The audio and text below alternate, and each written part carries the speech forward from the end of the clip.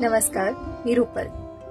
गुरूंच्या चिरंतन अमृतमय विचारांचं देणं शिष्याला लाभल्यावर त्याचे स्वर तेजस्वी, ओजस्वी, प्रखर, अमृतमय आणि प्रेरणादायी न बनल्यास नवलच.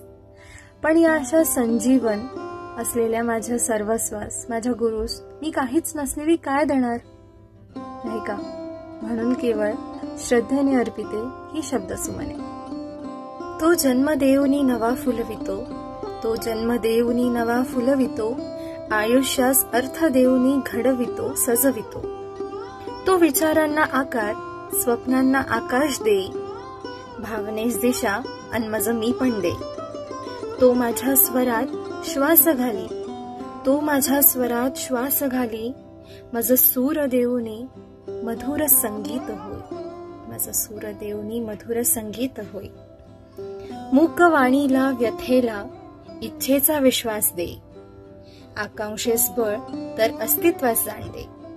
जेव्हा नसे हृदयी प्राण, जेव्हा नसे हृदयी प्राण, वेदना अपार, तेव्हा केवळ तयालाच जाण आणि तोच करी उद्धार. दिशाहीन मी मजला दिशा तो दावी, दिशाहीन मी मजला दिशा तो दावी, जगात अमर गुरुच अन त्याची ख्याती.